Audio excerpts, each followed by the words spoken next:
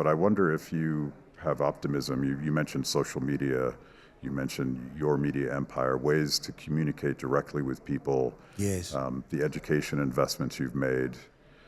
How do we flip that narrative? Yes, yes. Well, we have the whole subject of the cultural battle. There's a very interesting book out by Agustín Laje, Argentinian guy, La Batalla Cultural. And this is what it's about. First we have to be conscious that there's a battle going on for our minds. You have to be conscious of it. And then you have to be prepared to take a side and to take a stance, hopefully in favor of liberty, Yes. right? And we need to simplify the narrative so that people, normal people who are not intellectual geniuses can understand, that you can understand that you have to choose between being free or being a slave, between having your own stuff or having collectivist policies that disallow private property, between having innovation, which comes out of freedom, or having stagnation, which comes out of top-down management, and eventually having competition because everybody copies everything that we have, or having monopolies imposed by the government, and that eventually lead us to prosperity, which is good things for all, and or lead us to misery, like we see in Cuba, Venezuela, and everywhere. It's not so difficult, Yeah, yeah. You just have to be able to articulate. Yes, we've all read all of these books. We've read Human Action. We've read everything by Ayn Rand. And my theory is that sometimes we're so book smart we don't know how to communicate at all. Yeah. We can't translate those ideas. Well, that's social media is so important because we need spokespersons that can articulate this vision in social media, and we need to stick together. Yes, yes. My project, I love the book by Adam Smith, The Theory of Moral Sentiments. That was even before Yes. the Wealth of Nations. It is the basis for the Wealth of There Nations. you go. Because it's... Very few people talk about that book, but it's a very important thing. Because you can't... we were discussing that in the other session, the political system is all well and good, but if you don't have the values and the morals, what are we looking at? But we could demand that everybody read the 700 pages in Old English of the Theory of Moral Sentiments. But I thought that I could boil it down to a tweet, which I probably stole from your mom, which is don't hurt people and don't take their stuff. There you go. That's very good. Keep your promises, work hard. And when you say it like that, everybody understands those values. Absolutely. Now, people would say, well, you're ¿cómo se dice? Appropriating the culture, and patriarchal supremacy. This is Judeo-Christian. Cultural supremacy, I think, is a watchword for that. Yeah. Because my culture is as good as your culture. And then why should you say that is good? No. There are objectively good and bad cultures because of the results that they give.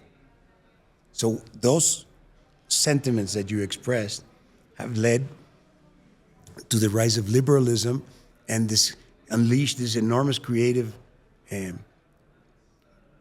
number of enterprises that have given us all this material wealth and progress and science and da-da-da-da-da. And the other cultures, the cultures that take away from you, that don't like somebody sticking out, they give us what is present in many African countries. Yeah. So this may trigger you, but I consider myself a libertarian populist. Yeah, me too.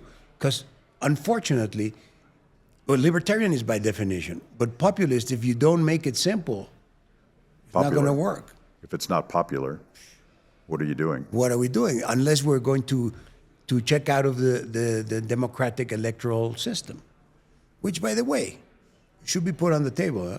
Yeah. So when you look at what happens in the Emirates, for example, where they have the 7 Emirates, and each emirate has a ruler. They're united as Emirates, but they don't have elections. And they're doing pretty good. They have a rule of law. Yeah. Yes. Which is good. I'm still a Democrat in the sense that I love the marketplace, and I love the fact that each one of us is constantly choosing, voting, if you will, Yeah. what we want, what we don't want, what we Absolutely. want to do, what we don't want to do. Absolutely. And I think any culture that any government structure, limited or otherwise, that is worth looking at is going to depend on people sharing those basic values. So the talk before this, where they were speaking about Denmark and how this Nordic culture is a very solid culture that creates wealth and cohesion and da. And yes, we have a joke here, you know, our ex-president used to say that we would have a health system like the one in Denmark. That was 7 years ago. We're not only waiting for it, but it's gotten worse than ever. So Denmark for us is a kind of a sore spot. But my immediate reflection was Denmark has 7 million people. Just one suburb of Mexico has 7 million people. Mexico City has 23. The country has 130 million people. How in hell can we have cohesion and education at a general level that makes this reasonable? It's impossible. Impossible. Yeah, the Denmark myth that if you have sort of a monoculture, you can then create a useful welfare state, I think is precisely the wrong way to go. Like you need decentralized solutions to everything. Yeah. It seems to me that Denmark is kind of one of those gated communities that you have in the States. Yeah.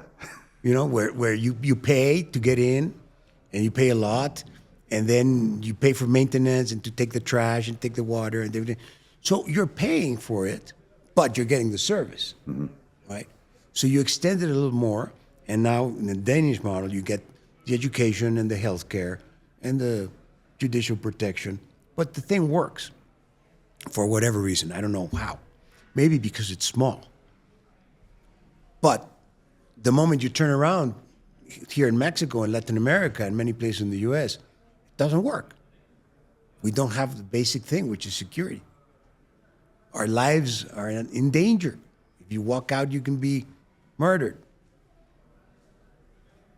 This is terrible. Why should we bear that kind of thing? Yeah. And the law will change by the minute. Tomorrow, the lawmakers get together and change the law and say the sun is not going to rise tomorrow. It's against the law. They can do it. And we're supposed to respect that law. And this is why, like, politics corrupts everything.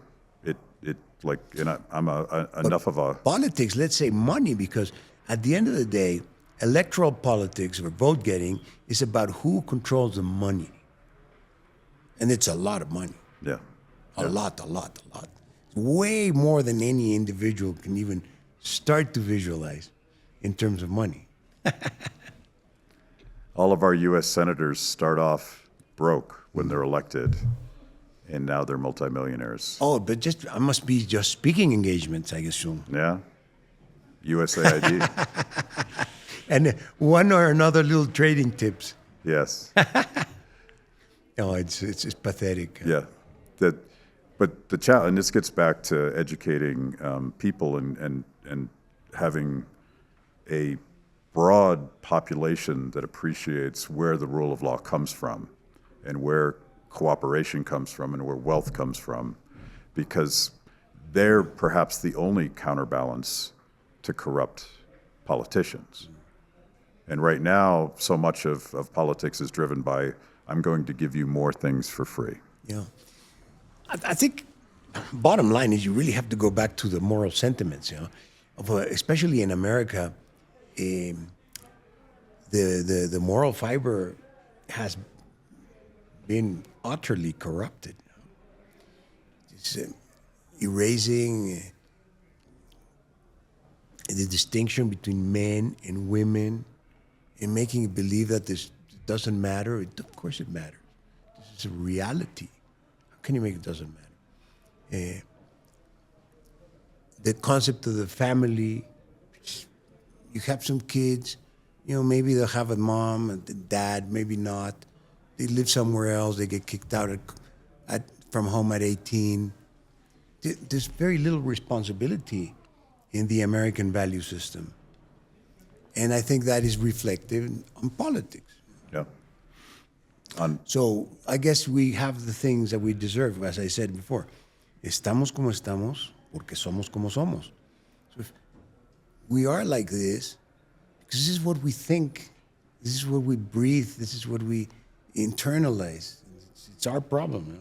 So if you want to change things, you have to change yourself first.